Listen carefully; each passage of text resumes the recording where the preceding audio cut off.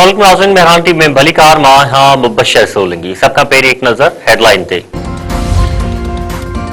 Iran जो supreme leader Ayatollah खामनई अमरीका Israel के हमले में शहीद।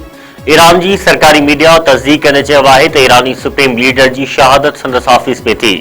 हमले में आयतुल्लाह खामनई जी थी नाठी ऐं ॾोहिटी भी शहीद। सुप्रीम लीडर की शहादत ते ईरान पारां 7 ॾींहं मोकल ऐं 40 ॾींहं सोग जो ऐलान। इसराइली मीडिया की दावा मुजिब ईरानी सदर मसूद पिज़ेशकियान के निशानो बनायो वियो। अॻूणे सदर अहमदी नजाद ऐं ॿियनि खे भी टारगेट बनायो वियो। ईरान में सुप्रीम लीडर की शहादत खिलाफ मानू रोडन ते निकरी आया। तेहरान में इनकलाब स्क्वायर ते सवे मानू जमा। अमरीका ऐं इसराइल खिलाफ नारा। इमाम रज़ा के रोज़े ते कारो झंडो फड़कायो वियो।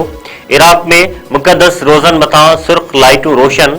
शहीद आयतुल्लाह खामनई जो आखिरी पैगाम सोशल मीडिया ते जारी।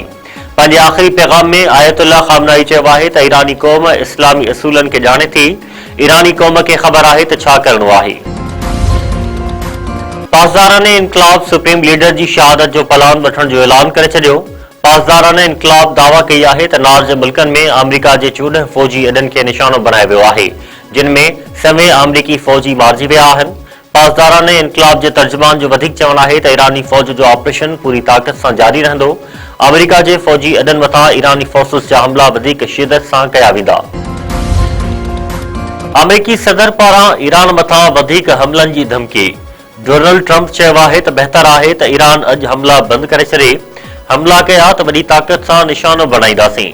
व्हाइट हाउस में मीडिया से ॻाल्हाईंदे अमरीकी सदर वधिक चयो आहे त खामनई जो मौत इंसाफ आहे। ईरानी अवाम पंहिंजो मुल्क वापस वठे।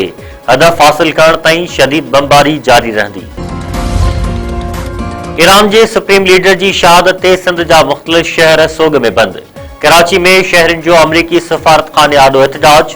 चकरियूं छिकताण। गाज़ी अहमद में शटरबंद हड़ताल। समूरियूं मार्केटूं ऐं ॿिया कारोबारी मर्कज़ बंद। ॾखण जे पीर जंडाराम शहर में कारोबार बंद। रवासी रोडन ते निकिरी आया। एहतजाजी मुज़ाहिरो। मक़सूदो रिंद में हड़ताल। हुसैनी चौक ते धरणो। जोधगी में भी हड़ताल ऐं एहतजाज। उमरकोट में एहतजाजी रैली कढी धरणो। वॾे अंग में माण्हुनि जी शिरकत।